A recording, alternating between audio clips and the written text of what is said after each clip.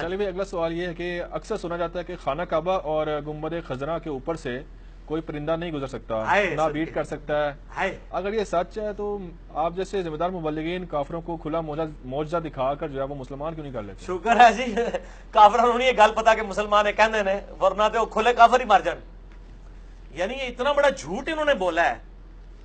ہمارے جیسے ذمہ دار مبلغین تو کام نہیں کریں گے، یہ غیر ذمہ دار مبلغین کا کام ہے کہ وہ یہ جھوٹ بول بول کے کافروں کو اپنی طرف اٹریکٹ کریں، تاکہ کافر نیشنل جغرافی کا کیمرہ لے کے تے چڑیاں وکھان تانوں تے تہاڈی جڑی ہے نا پورا جڑا جھوٹ ہے نا تہاڈے ہاتھ وچ پھڑا دین۔ یہ اللہ کا شکر ہے جناب کہ اے ذمہ دار مبلغین یہ کام نہیں کر رہے۔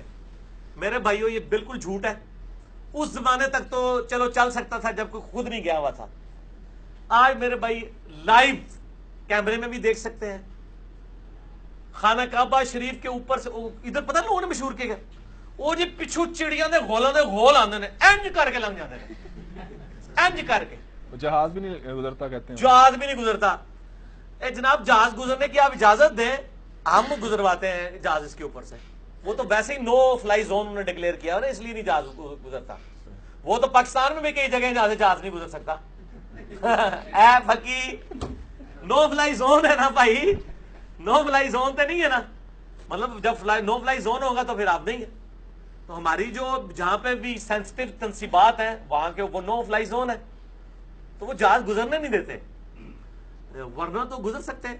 اور چڑیاں کیا، چڑیاں اوپر بیٹھتی بھی ہیں میرے بھائی، کبوتر بیٹھتے ہیں، ایون غلاف کعبہ پہ بیٹ بھی کرتے ہیں، ان کے نشان موجود ہوتے ہیں۔ یہ بالکل جھوٹ بول رہے ہیں۔ گنبد خضرا کے بارے میں بھی مشہور کیا ہوا ہے، بلکہ میں نے اگلے دن ایک جگہ دیکھا، انہوں نے کہا جی دیکھیں گنبد کا شاید سایہ ہی کوئی نہیں، اور دو فوٹو شاپ تو تسی میری فوٹو بنا کے بھی سایہ سائڈ سے ختم کر دو۔ گنبد خضرا کا سایہ ہی نہیں ہے، اندازہ کریں آپ۔ پھر نبی علیہ السلام کا بھی کہتے ہیں جی سایہ نہیں تھا۔ میں نے ان کو بتایا کہ ترکی کے جو توپ کاپی میوزیم ہے اس میں نبی علیہ السلام کا بال مبارک ہے، اگر اس کا سایہ نہیں ہے تو ان کا دعویٰ ٹھیک ہے۔ تو وہ سایہ تو آپ اس کی تصویر یوٹیوب پہ دیکھیں نا، وہ روشن کر کے تو اس کا سایہ ڈائریکٹ نظر آ رہا ہے۔ یہ پائی انجینئر صاحب نے آنے تو بعد مصیبت پہ گئی ہے، ہر چیز علمی دلائل سے بیان کریں گے۔ گنبد خضرا کا سایہ بھی ہے، گنبد خضرا کی ایون جو ٹپ ہے نا نوک، اس کے اوپر میں نے اپنی آنکھوں سے کئی دفعہ کبوتروں کو بیٹھے ہوئے دیکھا ہے۔ ٹھیک ہے جی، بالکل جھوٹ بولتے ہیں، اوپر بیٹھتے بھی ہیں، بیٹھے بھی کرتے ہیں، کیونکہ اس میں کوئی شرعی حکم والا معاملہ نہیں ہے۔ اور پھر اگلی پھکی مجھ سے لے لیں، صحیح مسلم میں کتاب الحج چیپٹر ذرا کھول کے پڑھیں۔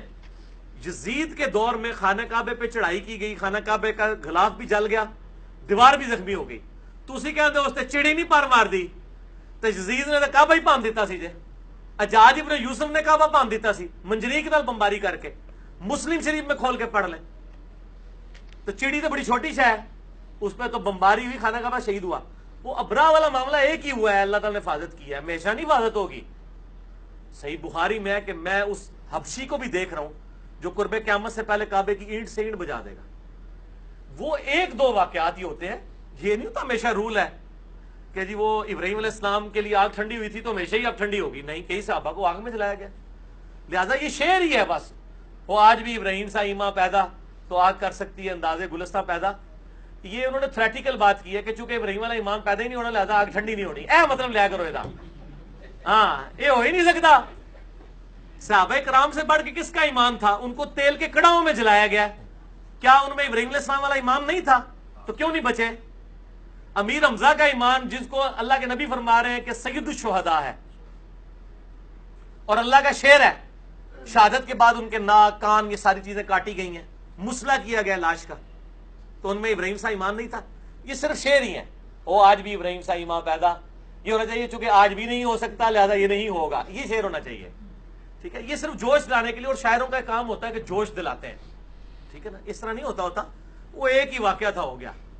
اچھا، وہ حضرت موسیٰ علیہ السلام کے لیے ایک دفعہ ہی سمندر پھٹا ہے، میں نے آپ کو کئی دفعہ بتایا کہ حضرت عمر فاروق رضی اللہ تعالیٰ عنہ کے دور میں حضرت معاویہ رضی اللہ تعالیٰ عنہ نے کئی دفعہ اجازت مانگی ہے کہ میں نے بحری بیڑا بنانا ہے۔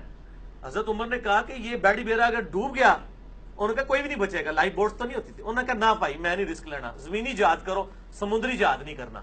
یہ حضرت عثمان نے اجازت دی تھی، تو حضرت عمر کو تو نہیں تھا پتا کہ جی جناب ہو آج بھی ابراہیم سا ایمان پیدا تو آگ کر سکتی ہے اندازے گلستہ پیدا، کیا صحابہ میں ابراہیم والا ایمان اگر کسی میں ہو سکتا ہے صحابہ میں ہی ہو سکتا ہے نا.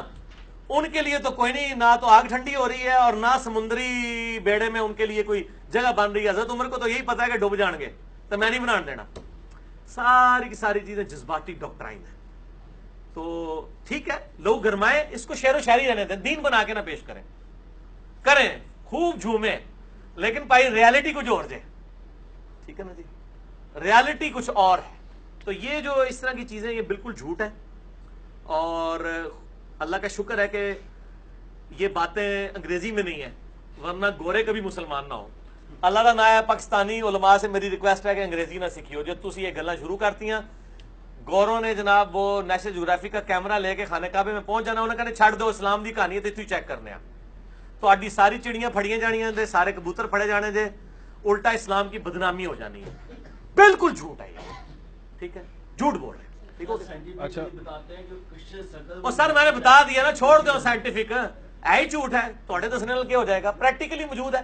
میں نے مسجد نبوی شریف میں بیٹھے ہوئے کتنے پاکستانیوں کو 2007 میں حج کے دوران, مجھے یاد ہے عصر سے مغرب کے دوران نا وہ تھوڑی سورج نیچے ہوتا تھا نا تو کبوتر آ جاتے تھے. میں نے کتنے پاکستانیوں کا وہ تکو گنبد خضرا کی ٹپ کے اوپر, وہ سوئی صرف اتنی سی پر, اس کے اوپر بھی کبوتر بیٹھا ہوا ہے. میں کہا دیکھ لو پاکستان جا کے ایک پاکستانی نے نہیں مننا, ایتھے دیکھ لو. قوت کشش سکل او انہوں تو کشش سکل کہنی چاہیے, انہوں گریوٹی دے گھوڑے نے پڑھائی ہے. اللہ دے بندے ہو تسی ساڈے ورگے پڑھے لکھے لوگوں نو تے گریوٹی نہ دسو, تانوں تے پتہ ہی نہیں کشش سکل کہندے کس نوں نے, تے جھوٹ مار رہے ہو. پریکٹیکلی نظر آ رہا ہے. ٹھیک ہو گیا جی, اے گھوڑا تے اے میدان. ٹھیک ہے نا, کہ کبوتر بھی بیٹھ رہے ہیں, ساری چیزیں بیٹھ رہی ہیں. اس سے بڑی بات ہے اس کے اوپر بندے چڑھ رہے ہیں. ہاں اوپر چڑھتے ہیں, سارے چڑھتے ہیں. نہیں گستاخان رسول سارے چڑھتے ہیں اس پہ. پاکستان میں تو کہتے ہیں نا یہ نجدی ہیں سعودیہ والے, تو وہ سارے عربی اوپر چڑھے ہوئے ہوتے ہیں غلاف کعبہ چینج کرنے کے لیے. وہ پاکستان کے جو وزارات پہ متولیین ہیں اور ہمارے محکمہ اوقاف کے جو وزراء ہیں, ان کو تو نہیں وہاں غلاف کعبہ چینج کرنے کے لیے بلاتے. وہ تو اپنے ہی علماء کو اور اپنے ہی فوجیوں کو اوپر چڑھاتے ہیں نا. تو سارے گستاخان رسول نے تہاڈی نظر تسی چڑی دی گل کر رہے ہو, تے گستاخ بھی چڑھتے تھے کعبے دے اوتے. اور دسو رہن دو, اللہ دے بندے پرانیاں گلاں چھڑ دو, میں اور پاسے ٹر پاواں گا. پانی پاؤ یار, پیاس لا چھڑی انہوں نے مانو.